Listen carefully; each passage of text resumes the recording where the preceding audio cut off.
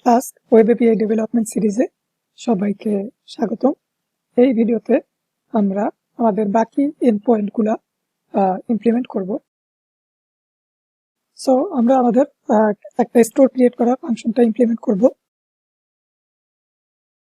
তো প্রথমে আমাদের স্টোরের যে ডেটা আমাদের ফ্রন্ট এন্ড থেকে আসবে স্টোর ক্রিয়েট করার জন্য, সেটা আমাদের রিসিভ করতে হবে এবং ডেটাটা অবশ্যই একটা HTTP রিকোয়েস্টের মাধ্যমে আসবে। সো HTTP রিকোয়েস্ট রিসিভ করার জন্য আমাদের একটা মডিউল লাগবে, সেটা হচ্ছে রিকোয়েস্ট। আমি ইম্পোর্ট করে নিলাম। তারপর এখন আমি এখানে আমাদের যে রিকোয়েস্টের যে ডেটাটা আসছে সেটা একটা ভেরিয়েবলে নিয়ে নেব।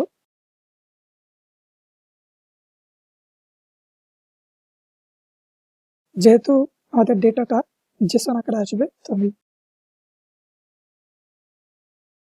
এই গেট জেসন ফাংশনটা অটোমেটিক্যালি আমাদের জেসন ডেটাটাকে রিসিভ করবে এবং রিটার্ন করার সময় সেটাকে ডিকশনারিতে কনভার্ট করে রিটার্ন করবে।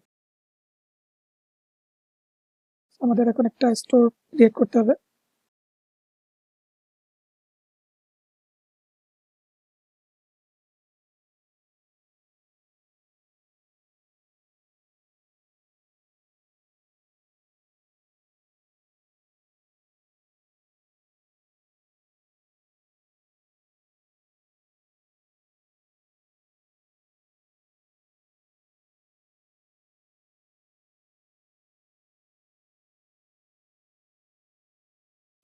আমি একটা এমপি আইটেম লিস্টের একটা স্টোর তৈরি করলাম। এটাকে আমার অ্যাপেন্ড করতে হবে আমাদের আগের স্টোরের সাথে। এটার সাথে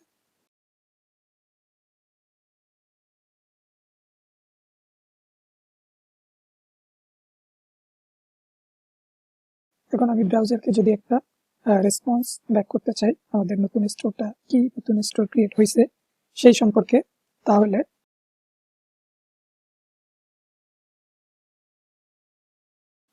অবশ্যই এটা পাইথন ডিকশনারি। সো আমাদের জেসনে কনভার্ট করে তারপর এটা রেসপন্সটা ব্যাক করতে হবে।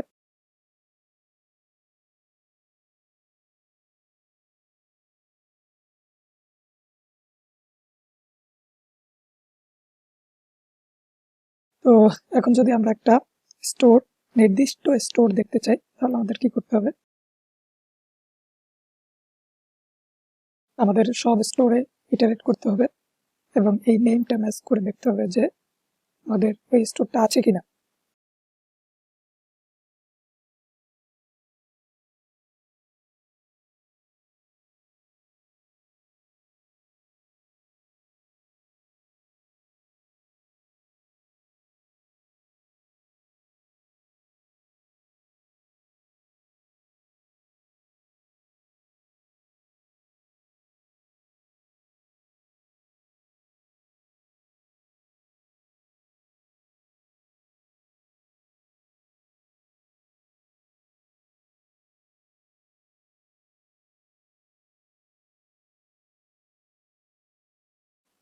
অথবা যদি আমরা খুঁজে না পাই, সেক্ষেত্রে আমরা একটা এরর মেসেজ রিটার্ন করে দিব। অবশ্যই ডিকশনারিতে অ্যাকসেপ্ট করে জেসনিফাই।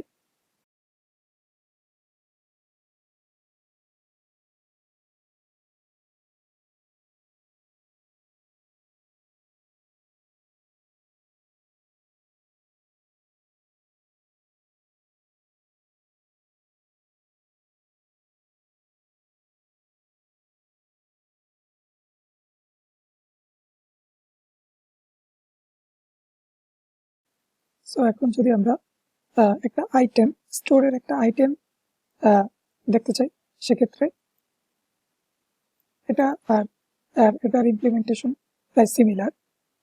তো আমাদের অবশ্যই সব স্টোরগুলো আগে ইটারেট করতে হবে।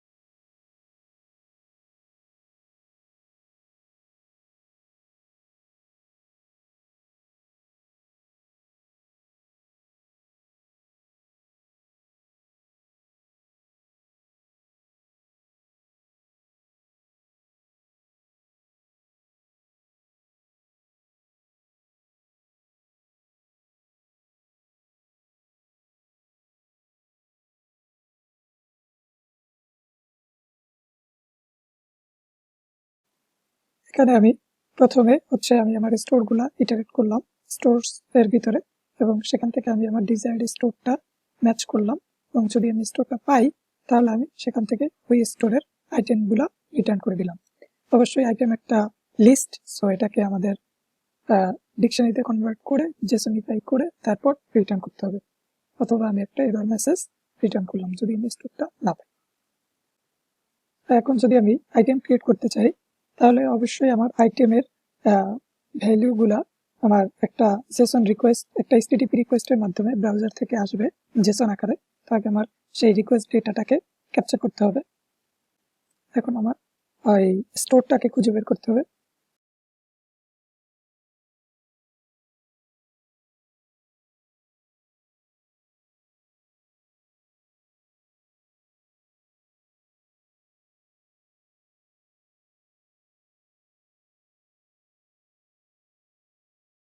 এখন আমি যদি স্টোরটা পাই তাহলে আমার নতুন আইটেম ক্রিয়েট করতে হবে।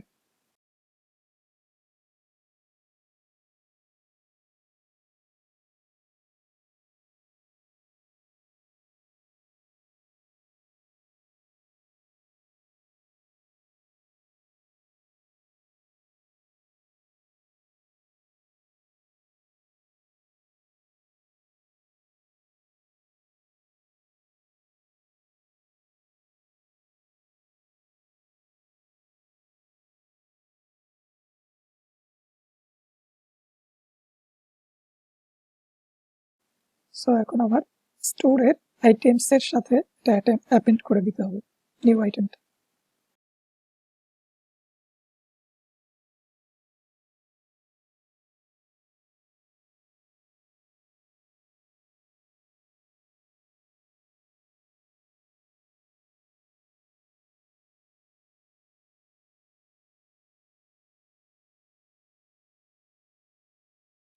আমি নিউ আইটেমটা রিটার্ন করব।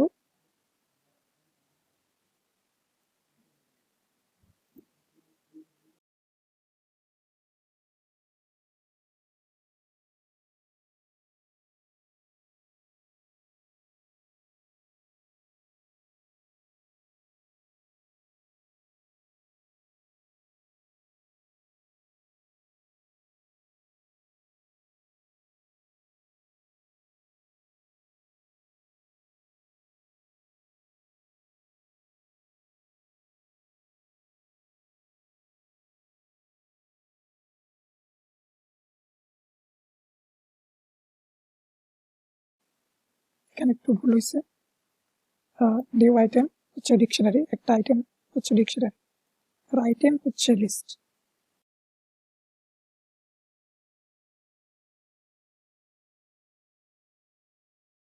সো আমরা আমাদের এন্ডপয়েন্টগুলো ইমপ্লিমেন্ট করলাম।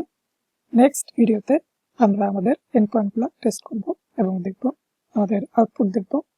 তো গেট রিকোয়েস্টের ক্ষেত্রে আমরা আমাদের এন্ডপয়েন্টগুলো ডিরেক্টলি এখান থেকে টার্মিনাল থেকে রান করে আমরা ব্রাউজারে এটার আউটপুট দেখতে পাই, কিন্তু পোস্ট রিকোয়েস্টের ক্ষেত্রে আমরা আমাদের একটা জাভাস্ক্রিপ্ট অ্যাপ্লিকেশন লাগবে যেখান থেকে আমরা রিকোয়েস্টটা পাঠাইতে পারি, অথবা আমরা এপিআই টেস্টিং টুলের মাধ্যমে বিভিন্ন ধরনের রিকোয়েস্ট পাঠাইতে পারি, পোস্ট রিকোয়েস্ট পাঠাইতে পারি, সেটার মাধ্যমে আমরা আমাদের এপিআই টেস্ট করতে পারবো।